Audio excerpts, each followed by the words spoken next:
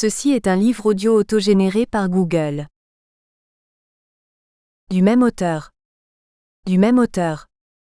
Les conduites émotives, PUF 1968. De la société à l'histoire, T. 1. Les concepts communs à toute société, Méridien Klingsik, 1989. De la société à l'histoire, T. 2. Les concepts transhistoriques. Les modes de production, Méridien Klingsik, 1989. Discours sur l'égalité parmi les hommes. Pensée l'alternative, Col avec Marc Ferret, L'Harmattan 1993. L'entreprise, lieu de nouveaux contrats? Dire, avec Didier No et Jean-François Godot, L'Harmattan 1996. Structure, système et théorie du sujet, dire avec Menahem Rosen, L'Harmattan 1997. Objet des sciences sociales et normes de scientificité, dire avec Monique Desbrousses, L'Harmattan 1997. Un être de raison. Critique de l'Homo economicus, Sileps 2000. Refaire la politique, dire avec Michel Vacalouli, Sileps 2002. Le socialisme est à venir, T. 1. L'inventaire, Sileps 2001. Le socialisme est à venir, T. 2. Les possibles, Sileps 2004. Le socialisme de marché à la croisée des chemins, dire, Le temps des cerises, Paris 2004. Les contradictions néolibérales, Fondation Gabriel Péri 2006. 10 essais sur le socialisme du XXIe siècle, Le temps des cerises 2011. Entre public et privé, vers un nouveau secteur socialisé, Fondation Gabriel Péri 2011. Crise européenne, Posologie du fédéralisme, Fondation Gabriel Péri 2013. Remerciements. Je remercie chaleureusement les lecteurs du manuscrit pour leurs commentaires, et tout particulièrement le professeur Li Chiching et Jérôme Maucourant, qui ont passé les chapitres au peigne fin. Introduction. Ce livre n'est pas un ouvrage de plus sur la Chine. N'étant pas sinologue, ne parlant pas le chinois, n'ayant pas vécu en Chine, je n'ai pas la prétention d'apporter de nouvelles informations et connaissances sur ce pays. Mon objet est différent. Je voudrais tenter de dire au lecteur pourquoi la Chine nous intéresse, et pourquoi elle a quelque chose à nous apprendre. Si j'ai utilisé le terme de modèle chinois dans le titre, ce n'est pas au sens d'un exemple à reproduire, mais dans l'acception que les scientifiques lui donnent, d'où mon usage des guillemets. Quels sont les traits généraux qui peuvent le caractériser par-delà le fouillis des notations empiriques? Qu'est-ce qui en lui fait système? Qu'a-t-il de nouveau? Et c'est seulement après qu'il est loisible de se demander si l'on peut en tirer quelques leçons nous concernant. Là, je me suis senti autorisé à le faire, pour avoir lu de nombreux ouvrages sur la Chine, y avoir fait plusieurs voyages d'études, y avoir rencontré de nombreux intellectuels et avoir un peu parcouru le pays. Mais je voudrais dire d'abord pourquoi la Chine d'aujourd'hui m'a personnellement intéressé. J'ai travaillé pendant de longues années sur des modèles de socialisme, à la suite de l'échec, quand même relatif en matière économique, des socialismes historiques, le système soviétique, le système yougoslave, d'autres encore. J'ai lu une abondante littérature, surtout anglo-saxonne, qui a fleuri dans les années 1990 avant de décliner et essayer d'en proposer un, en partant d'analyses critiques et en effectuant ma propre synthèse. C'est là que j'ai rencontré l'expérience chinoise, après m'en être longtemps désintéressé. Le nouveau cours chinois qui a suivi la fin du maoïsme me paraissant alors n'avoir rien de bon. Il s'agissait d'une expérience inédite, celle de la construction, ou plutôt d'un début de construction, d'une sorte de socialisme de marché, au sortir d'un socialisme étatique de planification impérative qui avait en partie aboli le marché et était proche du système soviétique, quoiqu'à mains égards assez différent. Différent, car la période maoïste voulait accélérer la marche au communisme. Elle ressemblait à une sorte d'utopie volontariste, que l'état d'un pays pauvre, sous-développé et ruiné par la guerre, ne permettait pas de mener à bien, si tant est qu'elle fût possible. Un socialisme de la misère, dans un monde clos, et reposant sur un pouvoir bureaucratique omniprésent. Néanmoins, je dois le rappeler, cette période fut celle d'une radicale réforme agraire, d'une industrialisation à marche forcée et d'une restauration de l'État. Elle a fourni les bases du développement futur, les assises pour une nouvelle politique économique proche de celle préconisée par Lénine sous ce nom, la NEP, et que les Chinois appellent la politique de réforme et d'ouverture. La transition s'est faite pas à pas, d'une manière expérimentale, mais elle a profondément déstabilisé une société où l'entreprise publique, la Danwei, offrait à la fois un emploi garanti et une protection sociale, et où la commune populaire régissait la vie des paysans sous tous ses aspects. Tout était à reconstruire, une reconstruction qui est toujours en cours. Pourtant le nouveau système économique et politique chinois a acquis une certaine maturité, si bien que nous pouvons aujourd'hui l'interroger, lui demander ce qu'il présente de véritablement nouveau dans le cours de l'histoire. C'est là qu'il nous intéresse, au-delà de la recherche sur les modèles de socialisme.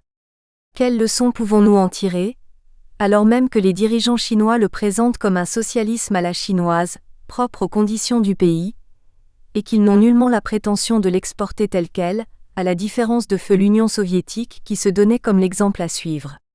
Ces leçons, on le verra, ne seront pas toutes positives. En outre, il est évident qu'elles devraient être adaptées au contexte particulier d'un pays comme le nôtre. Une précision encore. Il a été beaucoup question, dans les milieux académiques occidentaux, dans la presse et jusqu'au sein d'organisations internationales comme le FMI, la Banque mondiale ou l'OCDE, d'un consensus de Pékin, qu'on opposait au consensus de Washington, ce dernier désignant en bref l'ensemble des prescriptions néolibérales que les pays en voie de développement devaient adopter, et dont les traits saillants auraient été la réhabilitation du rôle de l'État dans la transition vers une économie de marché accomplie et un certain pragmatisme, au lieu de l'application de recettes toutes faites. Je n'entrerai pas dans ces discussions, qui ne manquent pas d'intérêt. Mais il y a un point essentiel sur lequel je m'en écarte.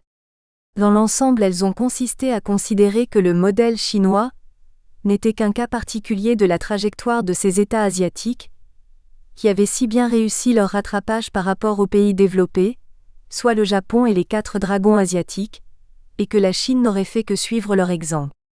Or je pense que le modèle chinois, même s'il a pu s'inspirer d'eux, est incompréhensible si l'on ne voit pas d'où il vient, le socialisme maoïste, et où il veut aller, un futur socialiste à la chinoise. Je vais procéder en 4 temps.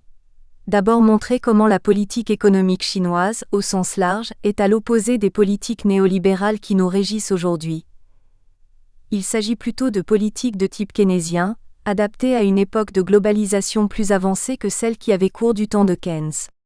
On verra point par point combien l'économie chinoise diffère de celle des pays occidentaux, dont le nôtre. Puis, dans un deuxième temps, je me demanderai en quoi on pourrait y trouver aussi les prémices d'un socialisme de marché. Dans un troisième temps, je montrerai que l'économie chinoise, si performante qu'elle ait été, connaît un certain nombre de déséquilibres sérieux, que les autorités chinoises essaient de corriger en développant un nouveau modèle économique, plus axé sur le marché, ce qui risque d'en changer le cours. Car rien n'est joué. Les forces libérales y sont puissantes, la colonisation par les acteurs du marché capitaliste à l'œuvre. Enfin, dans un quatrième temps, je me demanderai à quelles conditions et comment une alternative, qui s'inspirerait du modèle chinois, est possible dans notre pays. Mon objet portera donc essentiellement sur l'économie, avec juste quelques références utiles au système politique et à la dimension culturelle. C'est là d'ailleurs ce que je connais le mieux. Mais j'imagine que le lecteur voudra en savoir plus, qu'il aura en tête des questions sur cet étrange pays dirigé par un parti communiste dont on lui dit qu'il est converti au capitalisme, dont il voit les touristes débarquer dans ses boutiques huppées et qui commence à investir dans notre pays, suscitant à la fois crainte et intérêt. Je me suis donc finalement résolu à parler dans une première annexe, de ce système politique qualifié tantôt de dictatorial, tantôt d'autoritaire, pour en donner une image plus fidèle à la réalité et même pour suggérer au scandale, que lui aussi pourrait nous intéresser par certains de ses côtés. Un autre sujet qui probablement préoccupera le lecteur est la politique en matière d'environnement et de bas carbone de ce pays, premier pollueur de la planète, et dont les villes suffoquent sous les émissions de toutes sortes. Effectivement, le sujet est tellement important que j'ai cru bon de ne pas me contenter du bref aperçu que j'en donne à propos de la politique économique, mais de lui consacrer une deuxième annexe. Enfin, il est courant qu'on évoque, dès qu'on parle de la Chine, ses particularités civilisationnelles, de manière superficielle la plupart du temps, alors qu'il existe d'excellents ouvrages dans notre pays sur le sujet. La question me préoccupait aussi depuis longtemps, pour en avoir lu certains et pour connaître un peu le pays. Pourquoi les autorités chinoises mettent-elles autant d'insistance à spécifier à tout propos la légalité, la morale, les droits de l'homme, le socialisme, que leur système est à la chinoise? S'agit-il pour elles seulement de faire vibrer la fibre patriotique? D'éviter des comparaisons désavantageuses? De souligner qu'elles se soucient avant tout d'adapter leur politique aux conditions concrètes de leur pays? De se mettre à l'abri de toute accusation d'impérialisme? J'avais écrit un article là-dessus, axé sur la question, qui ne peut que nous préoccuper, nous autres Français, qui nous voyons encore parfois comme une nation universelle, à savoir, le modèle chinois, certes ancré dans une histoire et adapté à un contexte particulier, ne peut-il prétendre aussi à quelque universalité? N'y a-t-il pas dans le vieux fond culturel chinois des schèmes qui pourraient nous servir à repenser notre rapport aux autres et à la planète, au moment où nous sommes saisis par le désarroi? J'ai donc joint cet article à ce livre comme 3e annexe. Et j'en ai rajouté une 4e, un compte-rendu d'un livre que j'avais trouvé passionnant sur la voix chinoise de Giovanni Arrighi. Mais bien sûr, le lecteur peut, s'il le souhaite, négliger ces annexes. L'essentiel de mon propos se trouve dans le corps du livre, où il trouvera également quelques encartés destinés à lui fournir un supplément d'information. Chapitre 1er, un nouveau keynésianisme à l'œuvre. 1. Une politique de type keynésien. Une politique keynésienne consiste à agir sur la demande effective, c'est-à-dire la demande anticipée par les entrepreneurs, celle qui remplira leur carnet de commandes. À l'opposé des néoclassiques, qui postulent que le marché fournit une information parfaite, y compris sur les transactions futures, Keynes considère que cette information est limitée et qu'elle ne dit pas grand-chose sur le futur, si bien que les entrepreneurs se trompent souvent dans leurs anticipations ou restent dans l'expectative. Du coup, ils font de mauvaises embauches ou pas assez d'embauches, ce qui va déboucher sur du chômage, des revenus en baisse et donc une demande déclinante. L'économie entre en crise, c'est-à-dire reste en deçà de ses capacités de production et se trouve en situation de sous-emploi. Notons déjà que c'est très exactement ce qu'on observe aujourd'hui. On a beau faire de nombreux cadeaux aux patrons, ils n'investissent pas assez et n'embauchent guère. Dans une telle situation, considère Keynes, c'est à l'État de relancer la machine économique, en impulsant la demande notamment par des investissements publics. 1 degré La politique économique chinoise est bien de ce type. Pour obtenir le taux de croissance souhaité, l'État chinois fait régulièrement de la relance par la dépense publique et plus encore quand pour des raisons diverses, l'activité faiblit. Ce fut notamment le cas lors de la crise asiatique de 1998, qui a atteint la Chine, mais seulement indirectement, parce qu'elle était à l'abri des capitaux spéculatifs, et lors de la grande crise financière et économique de 2007 à 2008, qui a réduit ses débouchés. L'État chinois a lancé en 2009 d'énormes programmes d'investissement pour 536 milliards d'euros, et la machine est repartie, au prix il est vrai de certains emballements dont je parlerai plus loin. Mais la Chine dispose d'un autre atout, sur lequel je reviendrai, son appareil de planification. Chaque plan quinquennal comporte des objectifs précis et chiffrés pour les 5 années à venir. Ce qui éclaire les entreprises sur le futur, loin de l'incertitude et du tâtonnement aveugle des marchés. Ceci explique en grande partie pourquoi la Chine a toujours utilisé à plein ses capacités de production et réalisé un quasi-plein emploi, alors que les autres pays émergents ont connu des ralentissements et des crises. Et souvenons-nous que la planification incitative a été l'un des ressorts de la remarquable croissance française dans les années de l'après-guerre. Tout cela, les économistes néolibéraux qui font une confiance aveugle au marché, le nient en déclarant que ces taux de croissance élevés, autour de 10% pendant 30 ans, n'étaient dus qu'à des rattrapages par rapport à des économies plus avancées. Il y a certes eu un processus de rattrapage, notamment grâce à des transferts de technologie dans une économie qui s'ouvrait. Mais la croissance chinoise a été largement supérieure à celle des autres économies sous-développées, même quand celles-ci, se libérant des politiques d'ajustement structurel imposées par le FMI, lesquelles consistaient notamment à réduire toujours plus la voilure de l'État, ont pu réinvestir et commencer à émerger. Rappelons seulement que la croissance chinoise a été inégalée dans l'histoire.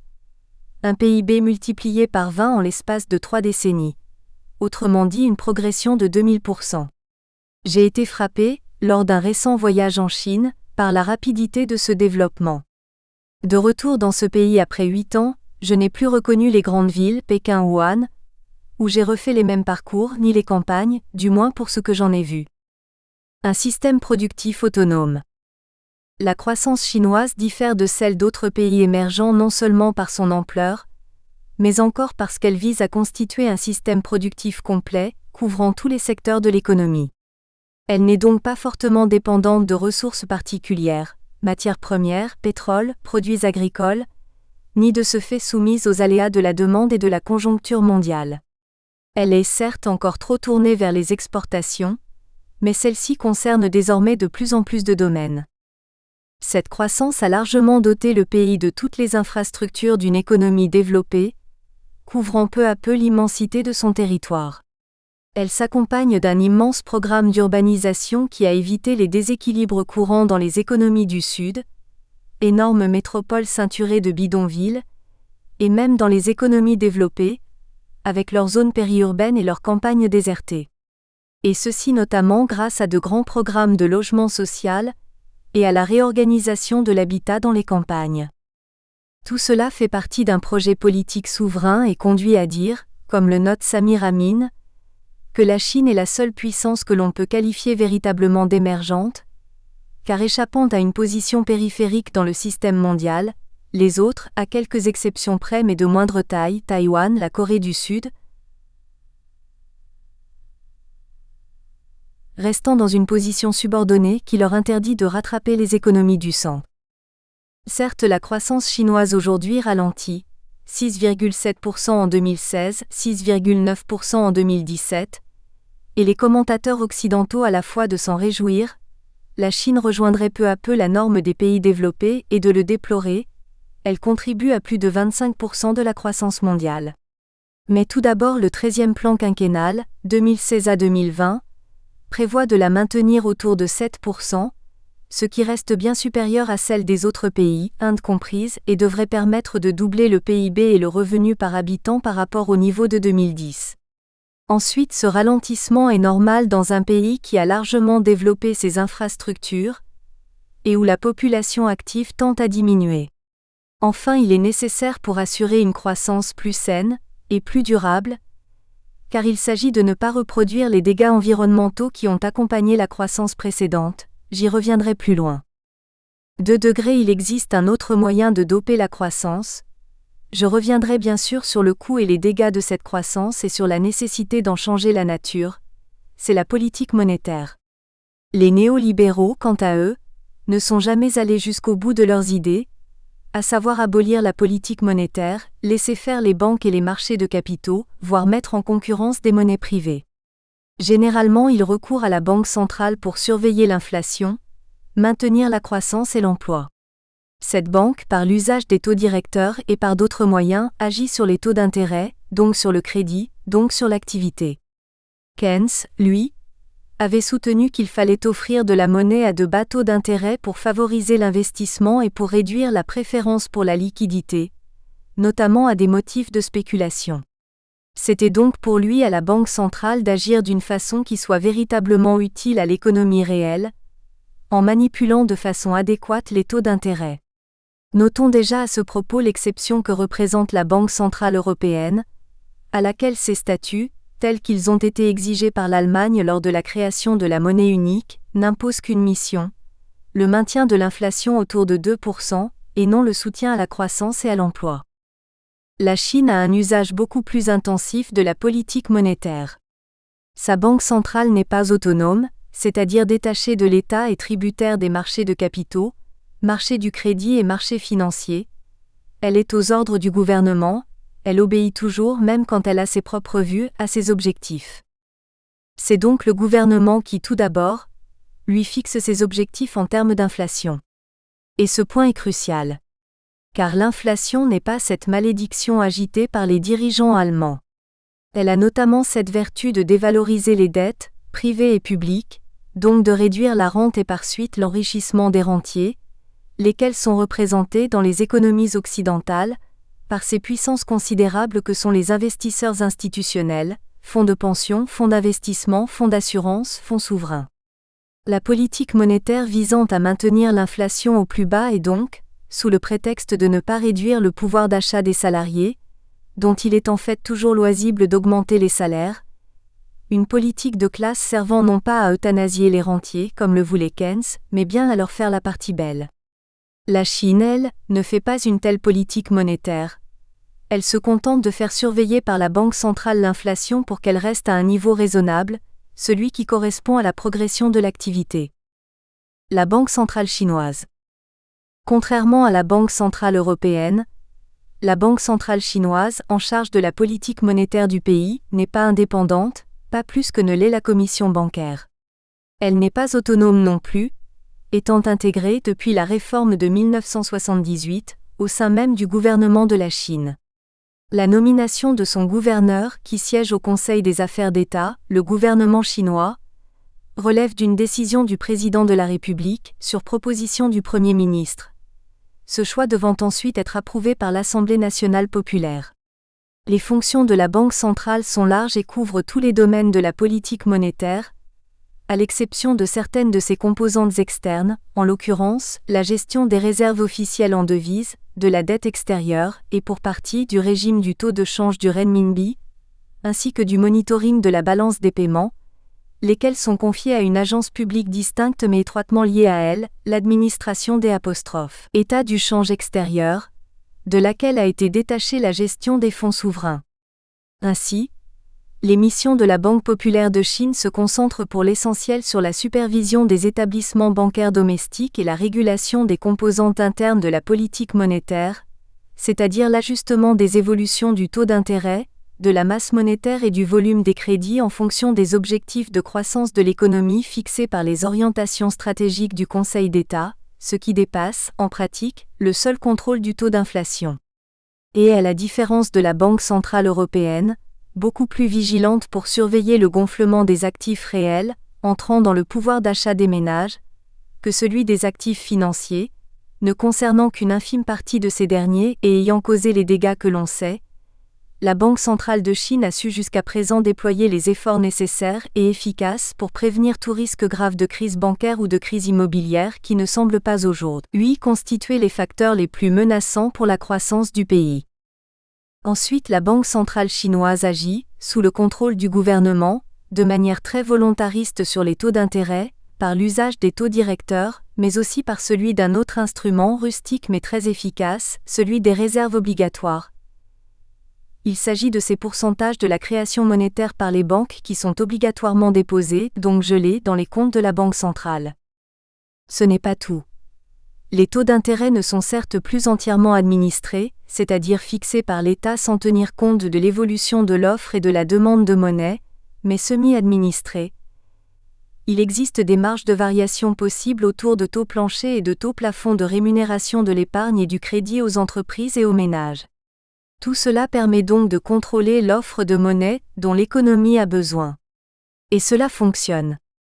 Les agents n'ont plus besoin de scruter les intentions de la Banque centrale, ce qui crée des attitudes d'expectative, des mouvements de panique ou d'emballement sur les marchés de capitaux. Ils savent à quoi s'en tenir. Encore une fois, il s'agit d'une part de maîtriser l'incertitude, d'autre part de ne pas laisser les investisseurs spéculer à loisir et, pour les plus habiles d'entre eux, s'en mettre plein les poches. 3 degrés. Nous avons vu que la politique économique chinoise fait largement appel à l'investissement public. Mais pour le financer, l'État ne dispose pas toujours d'un excédent budgétaire et il doit alors s'endetter, la charge de la dette, les intérêts versés, venant ensuite peser plus ou moins sur les finances publiques. C'est ce que l'on observe en particulier dans l'Union européenne, où tous les États se sont lourdement endettés. La dette n'est pas un problème quand elle sert à relancer l'activité. De meilleures rentrées fiscales permettront de la rembourser. On peut même dire qu'elle est une bonne chose. Tout comme une entreprise qui, pour se développer, ne peut se contenter de s'autofinancer, mais doit emprunter auprès des banques, un État doit souvent le faire. Mais l'endettement européen a servi à toute autre chose, à savoir sauver les banques avec l'argent des contribuables. Dans le cas de la Chine, ont été trouvés d'autres moyens pour recapitaliser ces banques quand elles étaient en difficulté. Quand elles s'endettent, c'est bien pour relancer la dépense publique, donc l'activité. Et elle le fait de manière limitée, malgré une progression récente. La dette publique chinoise est passée de 40,6% du PIB à la fin 2015 à une prévision de 47,6% pour 2017. Si elle peut le faire ainsi, c'est qu'elle a trouvé la façon de le faire à moindre coût. Comment ? L'État chinois s'endette d'abord auprès de sa propre banque centrale, à hauteur de 5%, c'est-à-dire assez peu, ce qui le retient de faire jouer la planche à billets avec le risque de déchaîner l'inflation. En cela, il agit déjà différemment des États-Unis, de la Grande-Bretagne et de bien d'autres pays, où les banques centrales ne peuvent acheter des obligations publiques que sur le marché secondaire et non lors de leur émission, mais plus encore de la Banque centrale européenne, qui ne peut en acheter que dans des quantités limitées. Mais surtout, là où tout change, c'est que l'État chinois s'endette non sur les marchés internationaux, mais auprès de ses propres banques, publiques dans leur grande majorité, à hauteur de plus de 80% de ses emprunts.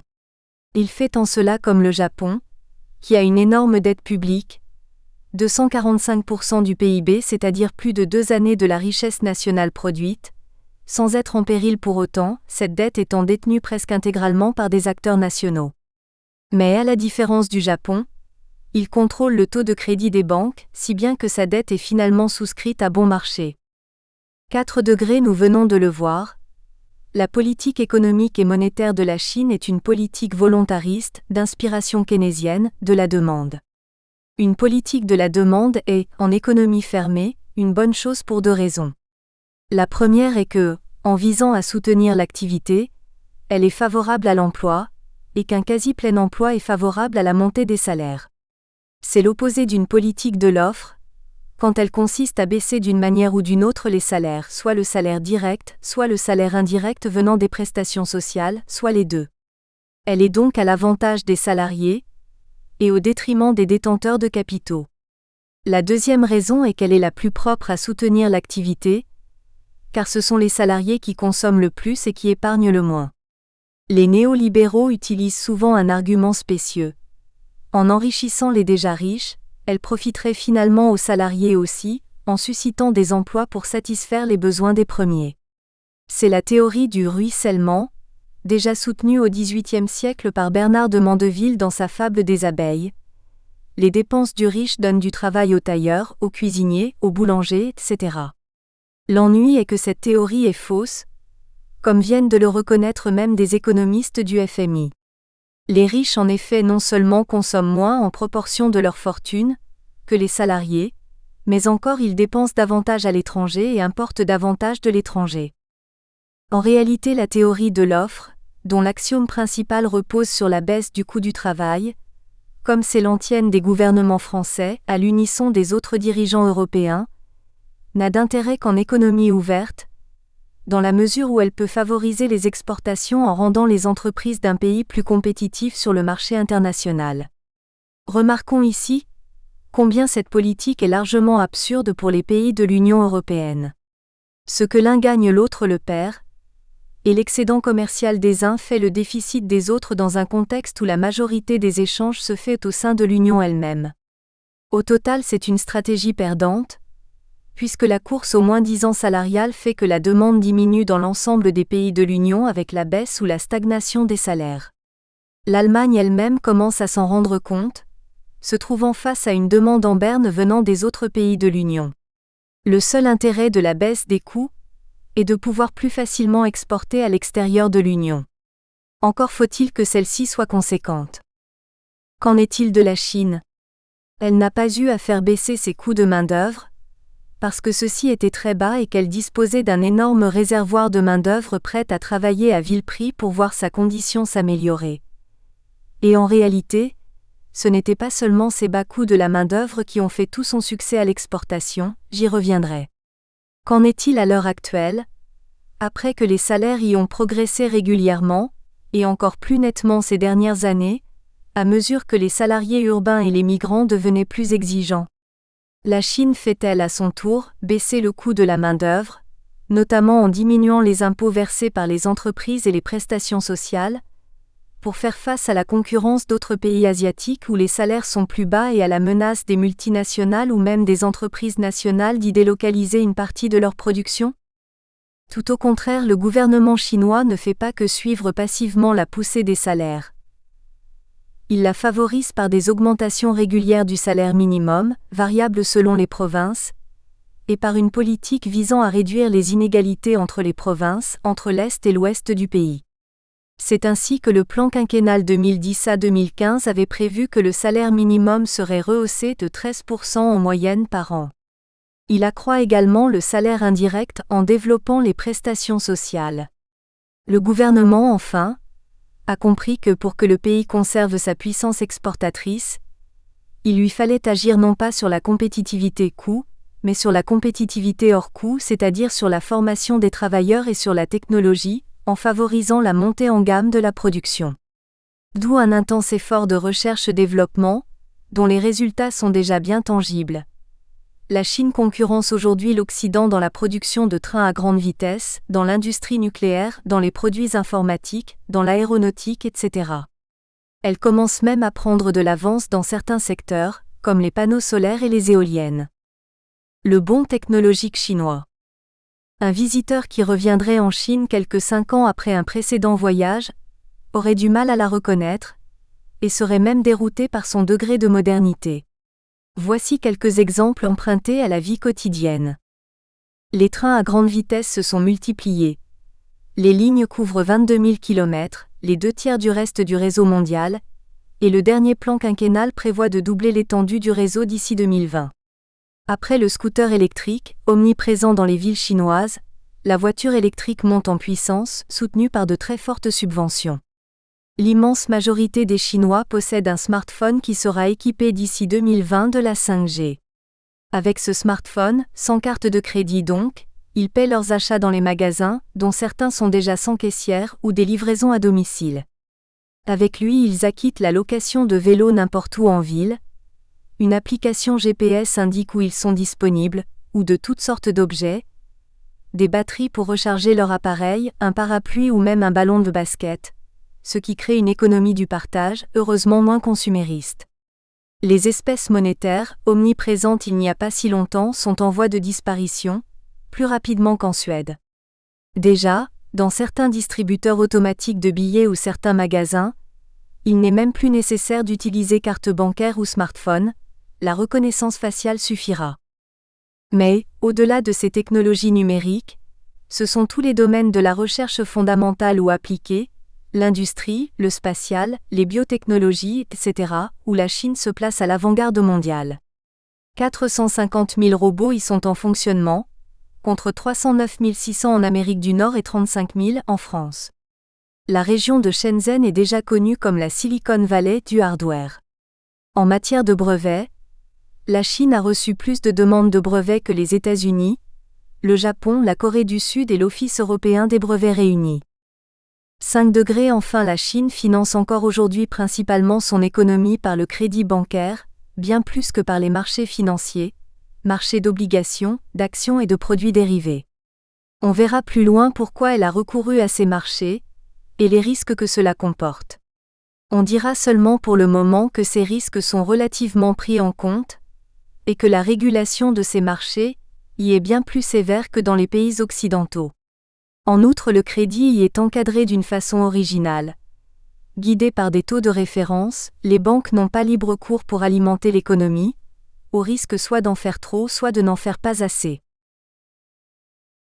2. Un keynésianisme adapté à la mondialisation. 1 degré. Qu'en est-il de la Chine comme puissance exportatrice ?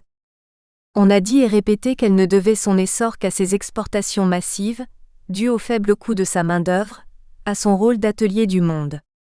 C'est vrai que le secteur le plus dynamique a été celui des exportations, réalisé pendant longtemps grâce aux multinationales occidentales qui y avaient délocalisé, le plus souvent à travers des partenariats avec des entreprises chinoises, les segments les plus manuels de leur chaîne de valeur, et qui ont menacé de se retirer quand les salaires ont augmenté et quand le droit du travail a commencé à s'appliquer sérieusement. C'est vrai aussi que les exportations ont représenté un pourcentage important du PIB chinois, faisant parler d'une économie extravertie. Néanmoins, ce constat doit être revu pour 2 raisons au moins. Tout d'abord, la Chine importe presque autant qu'elle exporte. Quand on regarde le solde du commerce extérieur chinois, il n'est que faiblement positif, autour de 3% du PIB, bien inférieur à celui de l'Allemagne par exemple. Si la Chine est le premier exportateur mondial, elle le doit surtout à sa taille. On ne peut parler d'une puissance mercantiliste. Ensuite, les succès de la Chine à l'exportation ne sont que très faiblement liés au bas coût de sa main-d'œuvre. Les salaires ne représentent que de 4 à 10% du coût des produits qu'elle exporte. Le faible prix de ces marchandises est dû avant tout au bon marché des intrants, électricité, produits métallurgiques et chimiques, matériaux de construction, etc., produits par des entreprises d'État géantes et nullement vouées à enrichir leurs actionnaires, j'y reviendrai, parfois même travaillant à perte. Un avantage compétitif dont aucun autre pays ne dispose à ce point. Il est vrai que les salaires dans ces entreprises sont plus bas qu'ailleurs, mais c'est loin d'être la seule raison. Le niveau technologique et les économies d'échelle font aussi le faible prix des intrants dont jouissent les autres entreprises chinoises, publiques ou privées. 2 degrés autre raison de la part du lion que la Chine s'est taillée dans la mondialisation, elle a su se protéger. On est un peu agacé d'entendre la Chine fait constamment l'éloge de la mondialisation. Mais son discours n'est pas très honnête en la matière. Car si elle a joué le jeu du libre-échange, elle s'est bien gardée de faire celui de la libre circulation des capitaux et de laisser son taux de change à la discrétion du marché. En matière commerciale, elle a fait comme les autres puissances. Tout en acceptant de baisser ses droits de douane à la suite de son entrée dans l'OMC, elle a multiplié les barrières non tarifaires, cette forme de protectionnisme hypocrite, normes sanitaires, techniques et environnementales. La Chine a près de 20 centres de recherche travaillant sur la question et ses propres agences de notation en la matière, quotas dans certains domaines tels que la diffusion de films, prescriptions juridiques concernant certains services, Google en sait quelque chose qui n'est toujours pas autorisé à S', installé en Chine. Et elle peut se protéger d'autant mieux qu'elle s'est dotée de moyens propres dans la plupart des secteurs. Elle a ainsi ses propres services de l'Internet de grande taille, à la différence de l'Union européenne. Ensuite et surtout, la Chine s'est également protégée contre la mondialisation financière par le contrôle des capitaux, opéré à travers le contrôle d'échange.